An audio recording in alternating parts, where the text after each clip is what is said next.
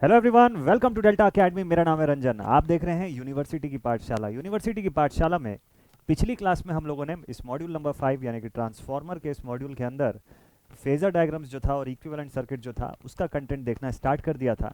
Previous video में मैंने आपको बताया था कि रेजिस्टिव लोड अगर लगा हुआ है किसी प्रैक्टिकल ट्रांसफार्मर के सेकेंडरी पर, तो उसके बेसिस पर ट्रांसफार्मर का फेजर डायग्राम आप कैसे कंस्ट्रक्ट करेंगे। ठीक है, तो आई बिलीव कि आपको वो पोर्शन पूरा समझ में आ गया होगा। इससे पहले भी दो तीन फेजर्स हम लोगों ने और देखे हुए हैं, ideal transformer, practical transformer, no load की कंडीशन का, ये सारा कुछ हम लोगों ने कवर किया है। ठीक है, आज के इस वीडियो में क्या मिलने वाला है? आज के इस वीडियो में शॉर्ट सा वीडियो रखूंगा मैं, फटाफट से आपको कंसेप्ट्स बताऊंगा about the practical transformer with inductive load. अब आप लोगों का एग्जाम बहुत करीब आ चुका है, तो इसलिए इंपॉर्टेंट है कि ये सब पोर्शंस को जल्दी जल्दी कवर करें, सो दैट कि हम अब न्यूमेरिकल पोर्शन पे आ जाएं। ठीक है, तो वीडियोस इसीलिए मैंने शॉर्ट रख दिए कि अब बिल्कुल शॉर्ट शॉर्ट वीडियो में फटाफट से आपको मैं चीज़ें बता दूंगा और जल्दी से फिर हम न्यूमेरिकल कंटेंट पे आएंगे। ठीक, सो practical transformer with the inductive load, ध्यान से देखिएगा, यहाँ से हम लोग स्टार्ट करते हैं।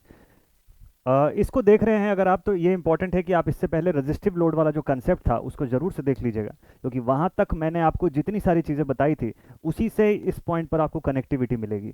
तो वो बहुत इंपॉर्टेंट है कि आपसे रेजिस्टिव लोड का जो प्रैक्टिकल ट्रांसफार्मर है वो समझ में आए और आपसे बने। ठीक है, तो एक बार प्रीवियस वीडियो जरूर से देख लीजिएगा। अगर वीडियो देख चुके हैं तो अब इस वीडियो को शुरू करते हैं। तो हेडिंग डाल लेते हैं हम लोग, practical transformer. Let us start with the practical transformer. Practical transformer on load. ठीक है, कौन सा load? Inductive load. Inductive load, और ये जो लोडिंग की मैं बात कर रहा हूँ ये बिल्कुल अपने आइडियल कंडीशन पर रहेगी। ठीक है, जिस लोडिंग की मैं बात कर रहा हूँ, this will be an ideally inductive load. तो आइडियल इंडक्टिव लोड है तो वोल्टेज करंट के बीच जो फेज डिफरेंस होना चाहिए 90 डिग्री का एग्जैक्ट, वो आप शो कर सकते हैं। ठीक, कर सकते हैं क्या? बिल्कुल कर सकते हैं। लेकिन ट्रांसफार्मर कौन सा है हमारा? प्रैक्टिकल ट्रांसफार्मर है। और ट्रांसफार्मर अगर प्रैक्टिकल है तो कंडीशंस भी आपको, मतलब जब फेजर ड्रॉ करेंगे तो वहां पे प्रैक्टिकलिटी के बेसिस पे आप कंसीडर करिएगा। ठीक, तो इंडक्टिव लोड भले हम लोग यहाँ पर लिख रहे हैं, बट कंडीशन पे जब फेजर ड्रॉ करूंगा तो वहां पे मैं आपको दिखाऊंगा कि इसको प्रैक्टिकली हम लोग कैसे शो करेंगे, मतलब as a case of practical.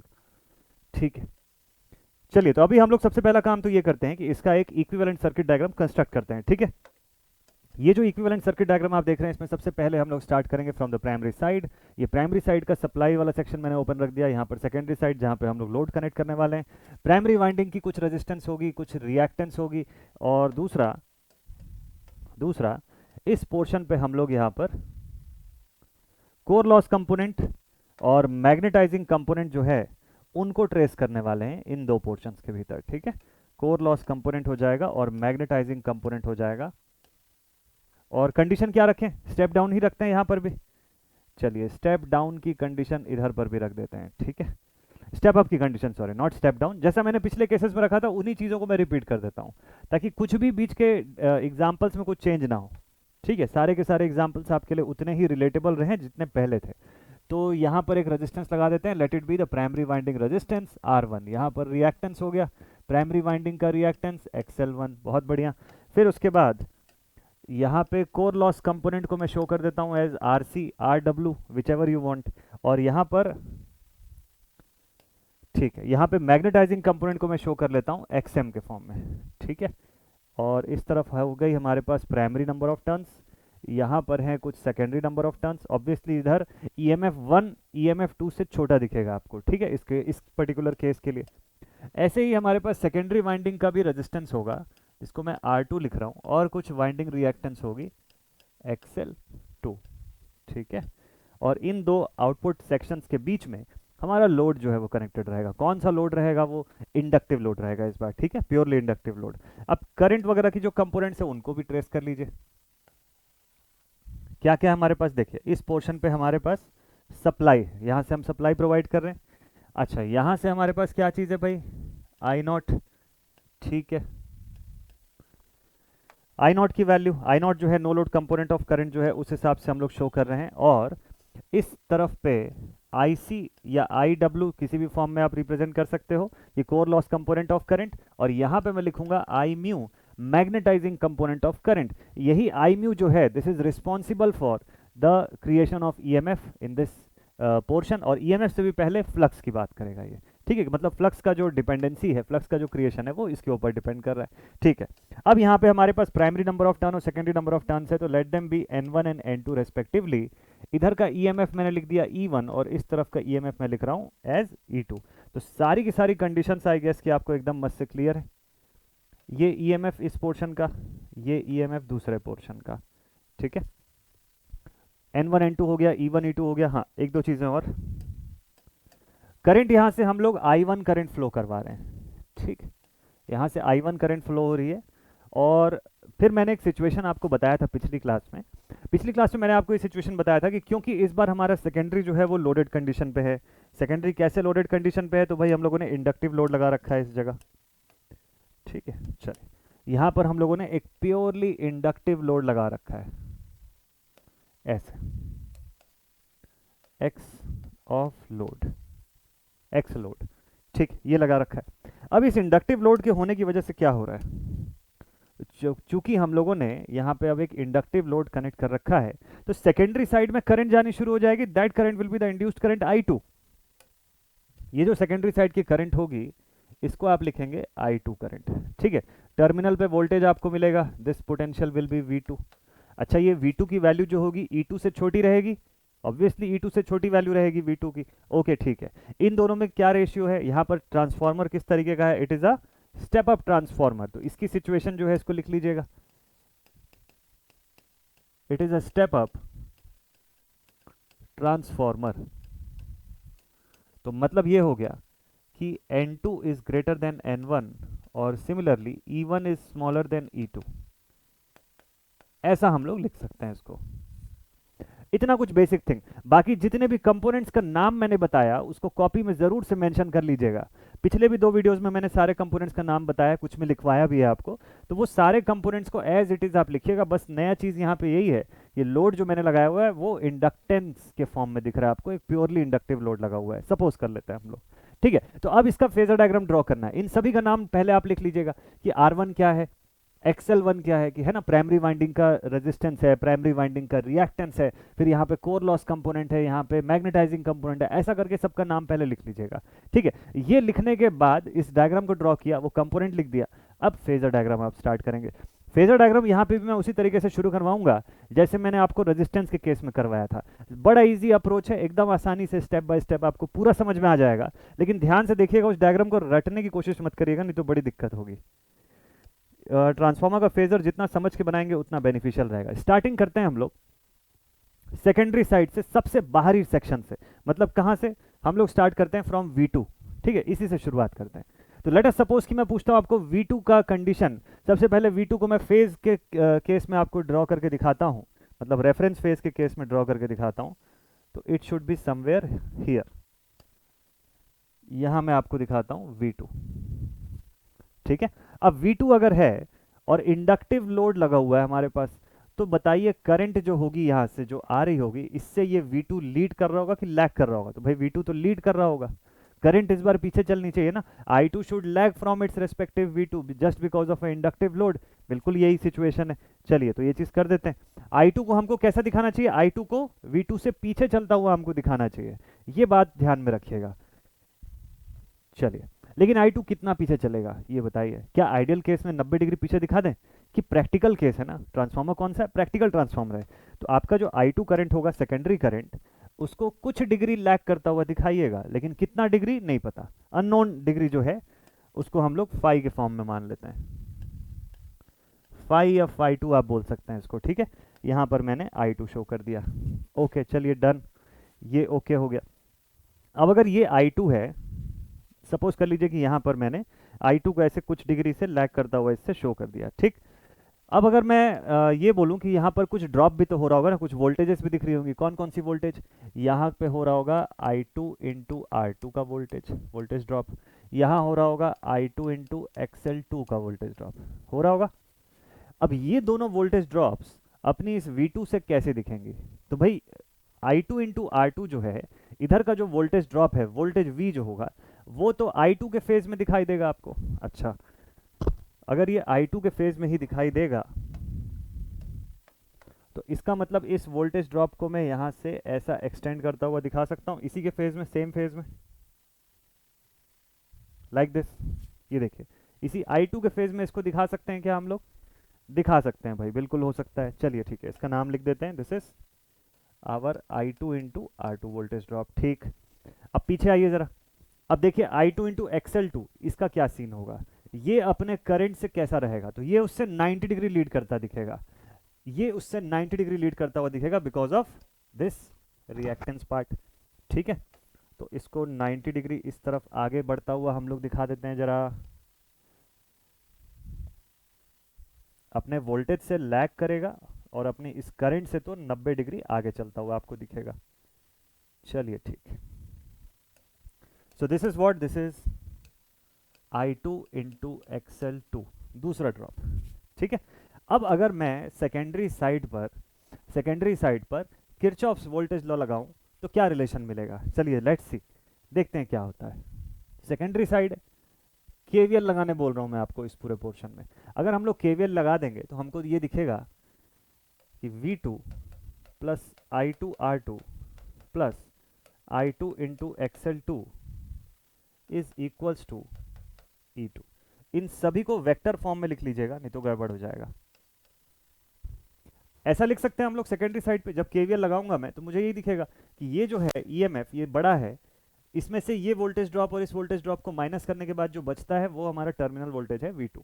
ठीक है, ऐसा लिखा जा सकता है ना।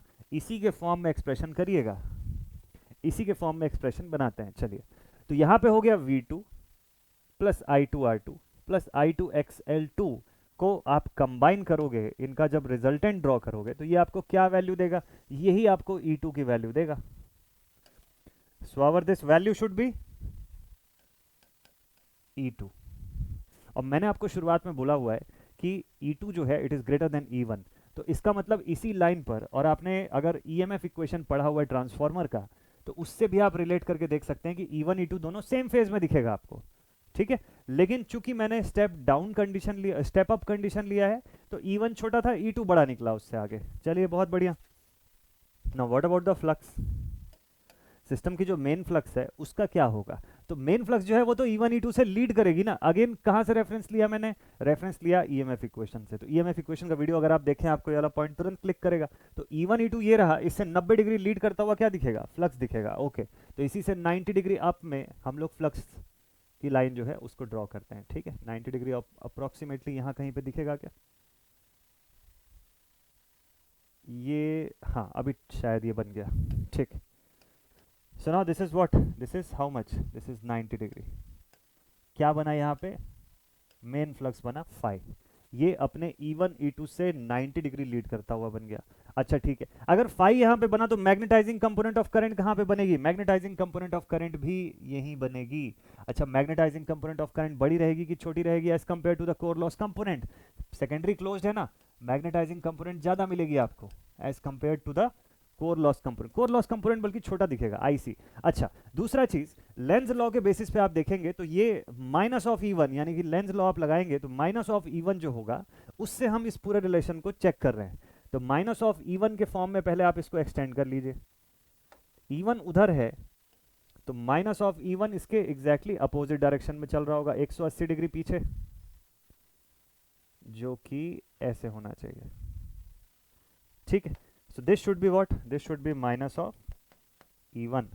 ठीक, अच्छा, माइनस ऑफ E1 के ही क्योंकि देखिए जो हमारा कोर लॉस कंपोनेंट है, नेक्स्ट थिंग देखिएगा, मैंने बोला यहाँ पे अब core loss component of current की बात करना है। ठीक, core loss component of current जो है, ये जो हमारा कोर लॉस रेजिस्टेंस है उससे फ्लो होने वाली करंट है, और रेजिस्टेंस अगर फ्लो हो रही है तो कोई फेज लीड लैग तो नहीं होगा ना यहाँ पे, it will be in the same phase as of E1। तो अगर ये सेम फेज में होगा तो इसको इस डायग्राम के भीतर इसी के अंदर ड्रॉ कर सकता हूं मैं, मतलब इसी में शो कर सकता हूं, हालांकि उसकी वैल्यू छोटी है।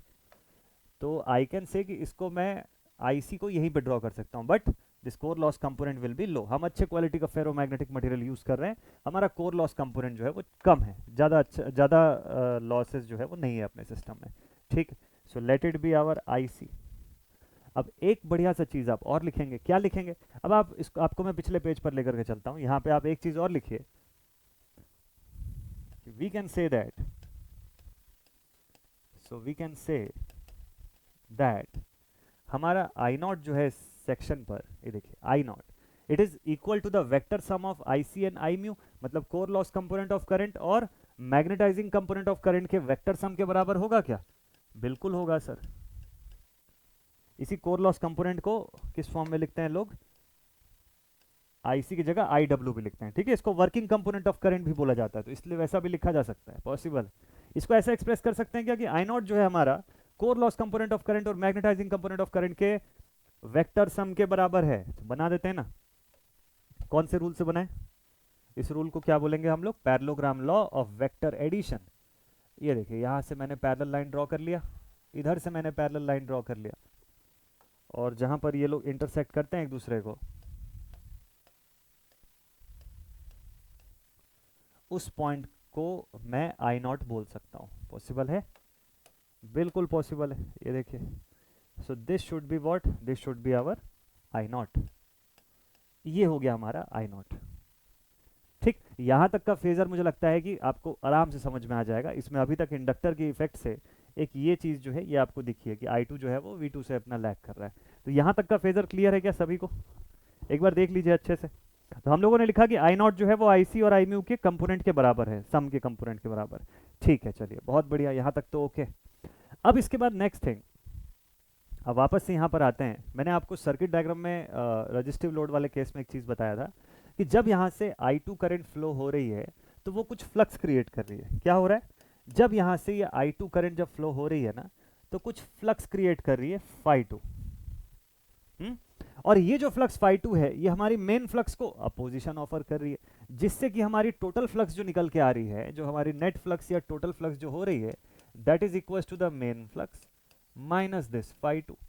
तो phi2 की वैल्यू जितनी बड़ी होगी, phi m की वैल्यू को मिला करके जो टोटल फ्लक्स होगा वो उतना छोटा हो जाएगा। टोटल फ्लक्स जो होगा हमारे सिस्टम का वो रिड्यूस हो जाएगा, तो ओवरऑल टोटल फ्लक्स तो कम हो जा रहा है ना, तो सर्किट की एफिशिएंसी पे तो असर पड़ेगा इसका। ऐसा कुछ ना हो, इसके लिए क्या होता है कि हमारा प्राइमरी साइड जो होता है वो इस phi2 को काउंटर बैलेंस करने की कोशिश करता है। तो इसी वजह से हम लोग यहाँ की करंट जो है, इस सेगमेंट की जो करंट है, इसको हम लोग I2 डैश लिखते हैं। क्या लिखते हैं? I2 dash. I2 डैश क्यों लिखते हैं? Because it is almost equal and opposite to I2। ये उसी की इफेक्ट को नलीफाई करने के लिए, बैलेंस करने के लिए, ये I2 करंट जो है वो यहाँ से आपको जाता हुआ मिल रहा है, I2 डैश करंट। तो I2 डैश जो होगा इसके 180 डिग्री पीछे होगा, अपार्ट होगा, इससे 180 डिग्री अपार्ट होना चाहिए ना। तो चलिए I2 डैश जो है उस कंपोनेंट को भी मैं ड्रॉ कर देता हूँ। ध्यान से देखिएगा, यहां पर बनेगा अब I2 dash component. It will be like this.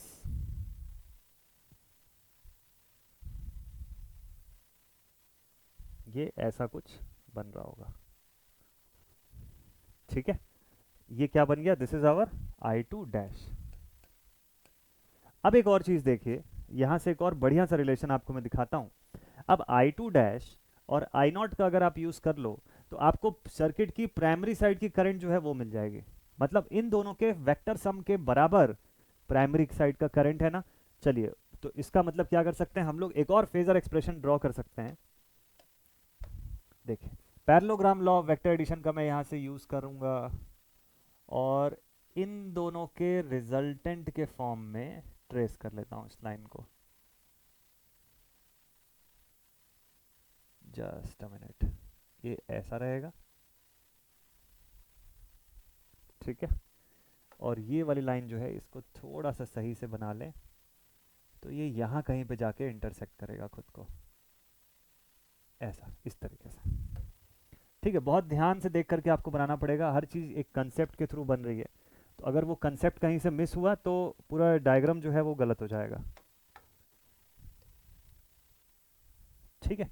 यहाँ पर आपको मिलेगा I1, this point should be of I1। मतलब I1 जो है वो I0 और I2 डैश का कंपोनेंट है, इतना ध्यान रखिएगा, ठीक है।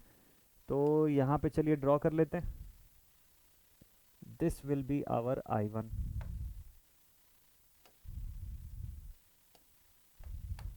ठीक है। So this one is I1।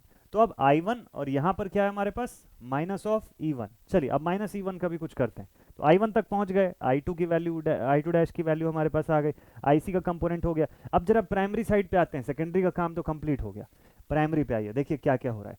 मान लीजिए कि यहाँ पे मैं KVL लगाने जाऊँ, किरचॉफ्स वोल्टेज लॉ लगाऊं, तो मुझे किसी तरीके से यहाँ की जो सप्लाई वोल्टेज है V1 उसकी वैल्यू मिल सकती है क्या? बिल्कुल मिल सकती है। चलिए वहां पर तो बाद में आएंगे, और देखें क्या क्या मिल सकता है। तो हमको यहाँ पे कुछ लॉसेस भी दिखाई दे रहे हैं। क्या क्या लॉसेस हो रहे हैं प्राइमरी साइड पर? प्राइमरी साइड की इस वाइंडिंग के रेजिस्टेंस पे जो लॉस हो रहा है दैट इज I1R1, ये एक वोल्टेज ड्रॉप हो रहा है। दूसरा वोल्टेज ड्रॉप हो रहा है I1 into XL1, second voltage drop हो रहा है।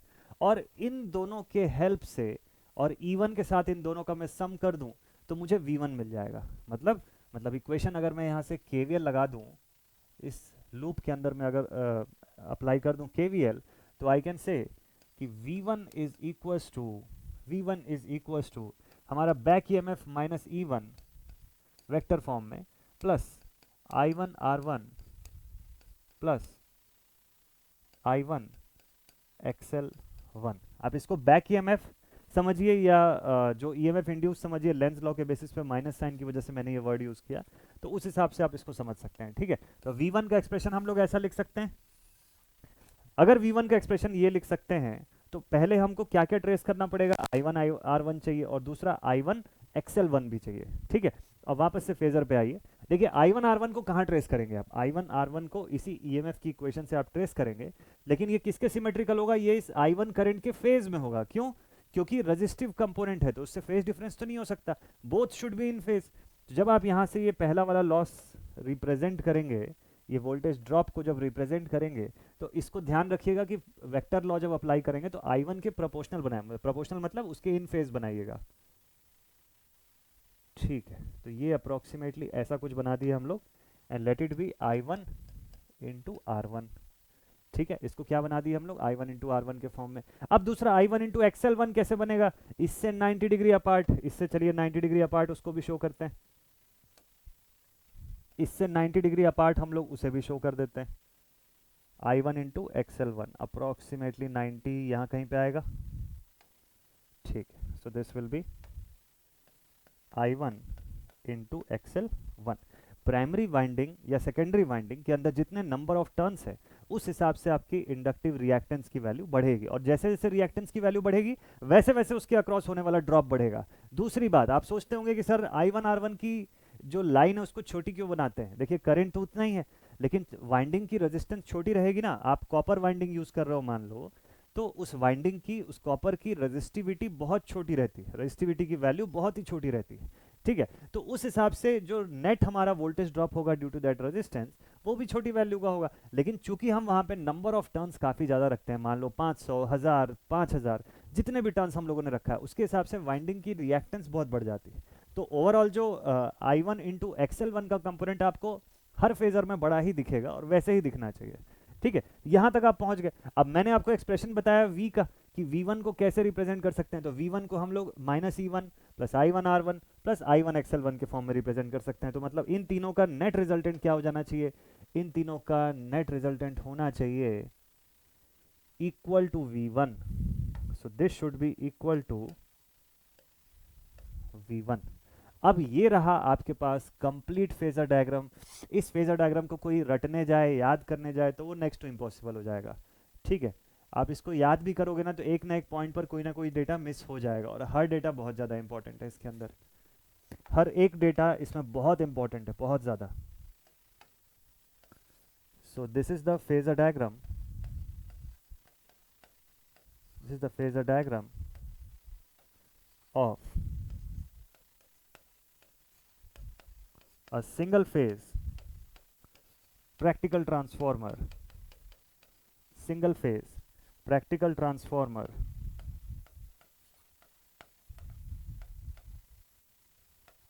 with inductive load, with inductive load। ठीक है, तो ये इसका कंप्लीट पूरा का पूरा फेजर डायग्राम। और इस पर से अगर आप चाहें तो एक दो एंगल्स आपको जो पूछा हो वो बताया, आप इसमें से डिफाइन कर सकते हैं। ठीक है, जैसे कि आपको कभी no load power factor angle पूछ ले अगर मान लीजिए क्वेश्चन में, तो किसके किसके बीच में बनेगा? तो V1 और आई नॉट के बीच में बनेगा no load power factor angle. चलिए मैं आपको रिफ्लेक्ट कर देता हूँ ये चीज़। यहाँ पर V1 है ना, इनके बीच का एंगल इसको फाई नॉट ले लीजिए। इसको साइड पर आप लिख भी सकते हैं अगर चाहें तो, है ना, इसको कहीं पर लिख देते हैं।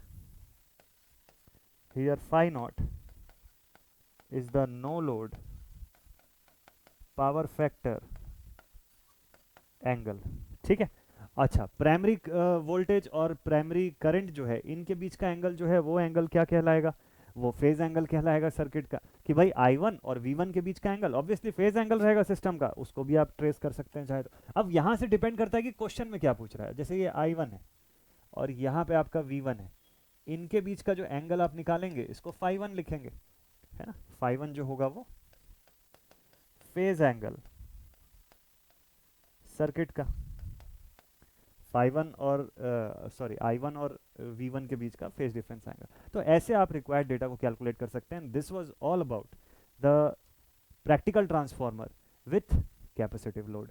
तो आई बिलीव कि आपको ये सारे फेजर जो हैं वो अच्छे से समझ में आ रहे होंगे। मैं इसीलिए प्रॉपर टाइम दे दे करके एक एक फेजर को अलग अलग करवा रहा हूँ आपके लिए।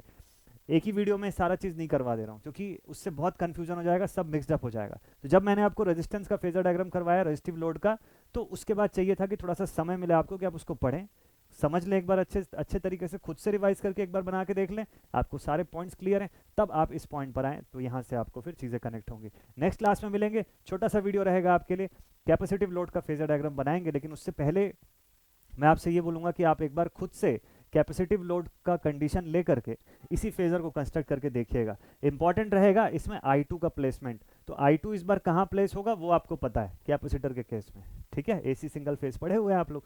तो मिलते हैं आप सभी से अब नेक्स्ट वीडियो में। आज का वीडियो यहीं पर एंड अप करते हैं। मस्त तरीके से आप पढ़ाई प्रिपरेशन अच्छे तरीके से करते रहिए। और हाँ, साथ ही साथ डेल्टा अकेडमी का मोबाइल ऐप जो है उसको ज़रूर से गूगल प्ले स्टोर से डाउनलोड कर लीजिएगा, क्योंकि जल्दी ही उसके ऊपर भी हम लोग काफ़ी सारा क्वेश्चन प्रैक्टिस करने वाले हैं। तो मिलते हैं आप सभी से नेक्स्ट वीडियो में। Take care all my dear students and thank you so much for watching this video. जय हिंद।